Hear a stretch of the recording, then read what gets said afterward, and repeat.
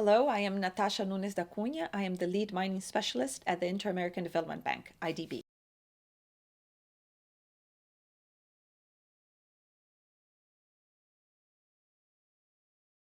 Latin America and the Caribbean has vast mineral resources, including many of those minerals and metals that are considered critical or strategic for specific countries and specific regions, but also, and most importantly today, for the energy transition towards a decarbonized global economy.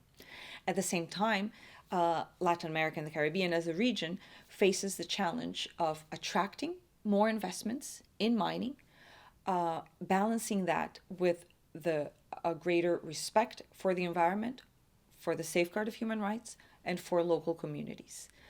And under regulatory and policy frameworks that are robust and modern enough to make sure that governments have the capacities to attract and monitor these investments. More importantly today, fast-growing demand for the minerals and metals that are needed to power the energy transition to our decarbonized global economy has led to a surge in both mining activity and mining interest in Latin America, which, as you know, is home to a variety of important mineral reserves of minerals and metals like copper, lithium, graphite, zinc, silver, gold, iron ore, bauxite, manganese, rare earth elements, and many others.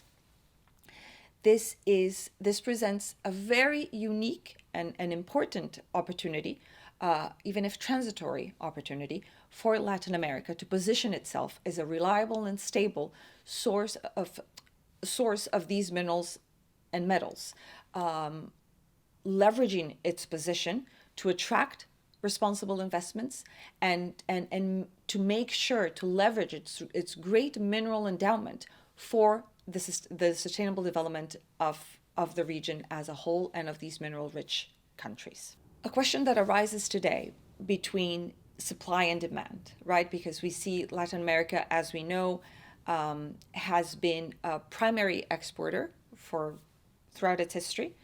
And that's happening again today. There's a lot of conversations about value chains and adding value throughout the chains, and where the opportunities for Latin America and the Caribbean are in terms of moving beyond the extraction and production of these minerals up a few stages of the value chain. A balance must be reached between the need to extract these minerals that are essential and transform them along the value chain. I think this is a tricky area for interregional cooperation. The recognition by other players, by the international community as a whole, especially from the development perspective, that the energy transition cannot happen without mining. And this, a parenthesis on this, this is important because mining is at the beginning of a huge value chain, right? Few people know what kind of minerals are in a mobile phone, be it an Apple or or in an electrical vehicle or in a bike, or it's because it's very far from the end consumer.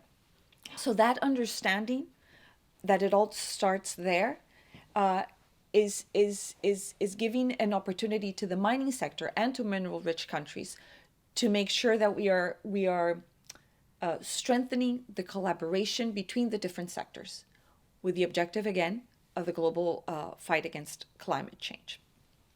So governments today in Latin America and the Caribbean are realizing the opportunity. Again, the fact that there is, even if there wasn't an energy transition, mining is what powers the modern world. So mining activity persists. What we're seeing now is just an increase of mining activity, and what that entails for environmental, in terms of environmental and social impact principally, but also as to how can countries which have been primary exporters throughout its history can gain a little bit more and move beyond the value chain of extraction and production, not necessarily from extracting lithium to producing the battery, because a lot goes on into that and the countries don't have all the resources that are needed, but there are different stages throughout this value chain of the different metals and minerals that perhaps is somewhere where Latin American countries can gain more space. So this presents a challenge, but I believe an opportunity for interregional cooperation in areas, as I said before, that vary from strengthening the policy frameworks that need to be in place to enable conditions for responsible investment, making sure that environmental and social standards are put in place not only voluntarily by the industry, but also by the governments, norms and regulations.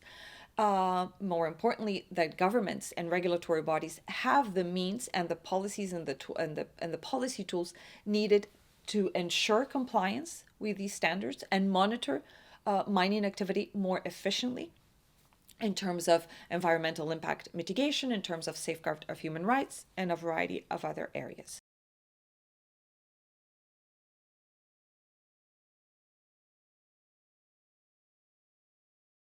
International public agencies, like multilateral organizations and development institutions, development banks, such as the Interamerican Development Bank, the IDB, can play an important role in the mining sector, insofar as, and in the mining sector as a whole, insofar as interventions seek to strengthen governments' capacities to regulate and oversee activities.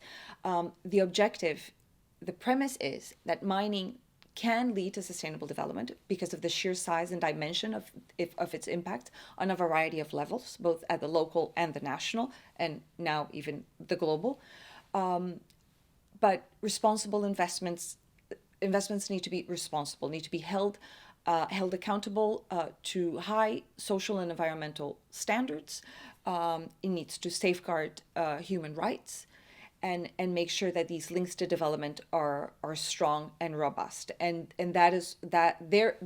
this is where international organizations and public agencies, development institutions have a role to play in providing that capacity, in providing that support, either be it through technical assistance, capacity building, or financial assistance. Target action areas can include, but are not limited to, for example, the development and strengthening of policy and regulatory frameworks. These are the laws and regulations and normative aspects that set the conditions for investment. This is fundamental. In countries like Latin American countries, in natural or in mineral-rich countries in Latin America, there are robust policy frameworks in place. What we're seeing today is the need for them to be modernized in order to accompany the development and the evolution of mining activity as a whole. Another important thing is, and it is related to this, but not only, is supporting capacity building and trainings of various types, not only of government agencies, but also including those other players like local communities or civil society organizations that are active in the sector. And training can be in terms of monitoring activities, in terms of gender aspects, mainstreaming gender aspects and gender imbalances, understanding how mining affects gender, women and men in different ways. Environmental fiscalization, in terms of taxation, the variety of areas in which capacity building is welcomed. Also in terms, and very importantly today, in terms of new skills development. Capacity building activities, I believe, should seek to enhance different participation in decision-making processes. Another important point related to standards has to do with with certification schemes and supporting initiatives like the EITI, transparency initiatives, or others of similar type that promote transparency and accountability. Finally, facilitating dialogue and engagement.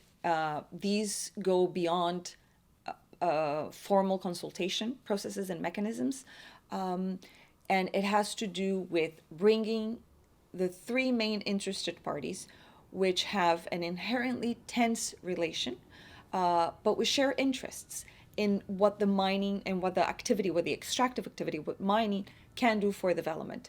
essentially the industry, governments, and local communities, be it organized or not organized, or not organized. And these are just a few examples. Again, the sector is very complex, and it is related to various different dimensions of the development agenda.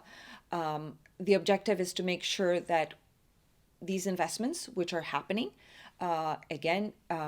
mining is what powers the modern world.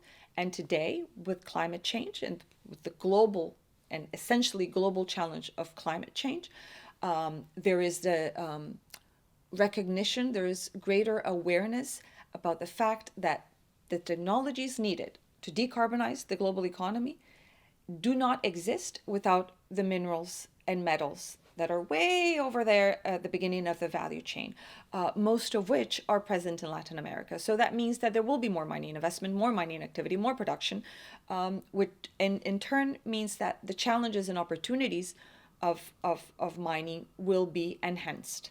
And they are multifaceted. And that is why these different perspectives and multi-stakeholder collaboration mechanisms are helpful because of the sheer size of the challenge at hand. So yes, the biggest objective of interregional cooperation must be to seek that responsible investments are going into the sector so that the links to development are being enhanced and benefit is shared among the different interested parties.